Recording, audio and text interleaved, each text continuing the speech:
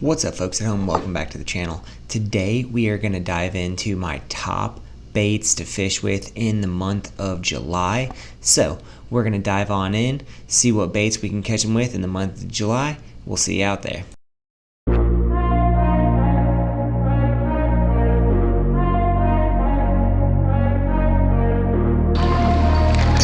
Got one.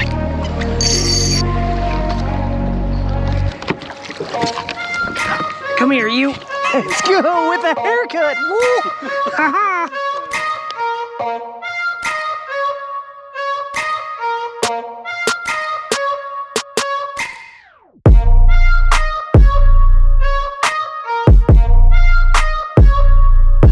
So fishing in July, you want to consider two things.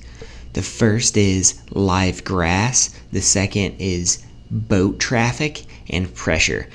Fish are going to go two ways. One, July is popping on the lake. There's wake boats, there's everything. So fish are going to pull up to docks and shallow cover, or they're going to go out super deep and find the greenest grass they can and sit down in it. So you want to choose baits that are either great up shallow and cover or that are going to run deep enough to get to those fish.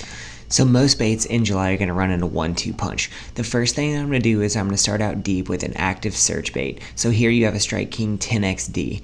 I'm going to throw it in sexy shad to start off with. It's going to work in 90% of those situations. I'm throwing a deep crankbait on deep weed lines, rock piles, islands, pieces of structure that are going to hold bass. I throw the loud bait first. So I'm going to throw the 10XD and see if I can pick off the most active fish on any structure or cover that I can find. I'm going to follow that bait up with a DT16, which is silent. It has no rattles. It's a balsa bait, but it's going to pick up any other fish.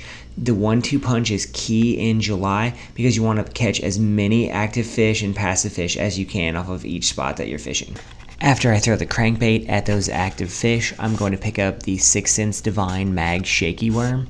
And this is a big worm, it's a 10-inch worm, but what I'm doing is I'm looking for drawing power in the summer. I'm going to fish this over, around, and through brush piles, through grass lines, across humps and points. I like this worm because it has a neutral to positive buoyancy and it floats. I'm going to throw it on a Texas rig to worm it through as much cover as I can, and as you can see here, this bait will come through just about anything, and it's a great way to pick up those fish that are still left on a spot. The final bait I'm throwing at deep-oriented, structure-oriented fish is the 6 Sense Panorama in 6.5 or 5 or 3. Basically, I'm throwing this bait at fish because they are feeding on shad, they are feeding on bait fish out deep. 9 times out of 10, those fish are looking up. This bait falling through the column looks like a dying shad. It's an easy way to get a big bite on structure. Now, the Panorama looks very realistic. It is very much a clear water oriented bait. You're going to do well with it Texas rigged. You can rig it Nico style. You can also rig it with belly weights on the bottom to fish it almost like a vertical hover strolling rig. That's what it was designed to do, but it's a great way to contact deep fish who are feeding on bait fish. If you're not into fishing deep structure, then you can fish shallow in the summer. Fish are going to hold on boat docks almost exclusively this time of year because of boat pressure, because of the amount of people on the lake, and there are two baits that I'm really going to consider when I'm fishing boat docks exclusively. And they're both the same bait. They're a weighted minnow. So I'm either going to pick up the Savage Gear Structure Gill or the Mega Bass Dark Sleeper or Sleeper Gill. They're both fantastic baits to catch fish, and as you can see in my last couple of videos, they get bit 9 times out of 10. If I'm fishing boat docks, this is the bait I'm throwing.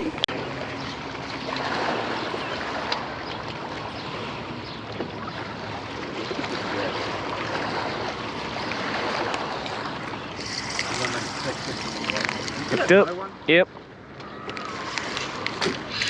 Good one.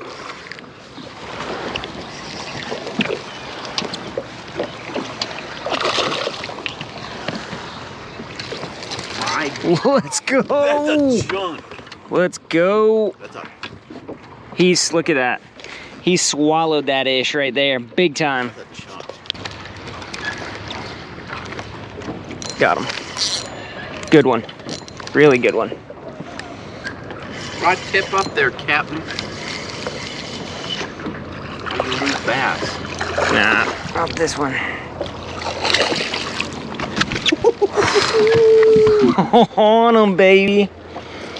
Not that one. Boom. That's why you fish docks, baby. The last bait that I'm picking up here is the Rattleworm 4.5 in white pearl, and you fish it like a fluke over existing grass beds, up under docks, around different things.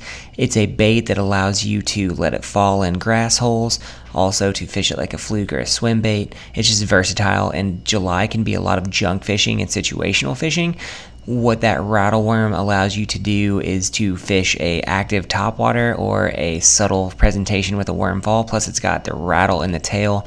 I really like that it is a positive buoyancy bait. You can throw it on a drop shot too if you need to really finesse them, but the Rattleworm 4.5 gives you a ton of diversity and ability to throw different things in different ways. It's always fun to get fish stuck up under the prop and stuck in different ways. I'm amazed that this fish stayed on as long as it did, but hey, Elliot got it done. And that Rattleworm 4.5 will allow you to really target fish in a different way that they don't normally see. So it's just a great way to target fish that they don't normally see and interact with, and you'll catch them. So there you have it, folks. 7 baits to choose from, kind of 2 competing patterns. I'm looking for either live grass, deep or shallow, and I'm using big baits to contact those fish deep so that they're going to have a big meal. Shallow, I'm pretty much fishing 2 baits. I'm fishing the Dark Sleeper or the Savage Gear Structure Gill. July fishing is more about finding active fish and finding fish that are wanting to eat and covering water than it is about really getting in the nitty-gritty of bait selection. So hope you guys are enjoying what's going on the channel. Give us a like, subscribe, support us. Go get all of these baits at omnia.com. Follow those links, help us grow the channel. Let us know in the comment section in the community page what you want to see in the future. Thanks for hanging out with us today, guys. Hope you enjoyed it. We'll see you out there on the water next time.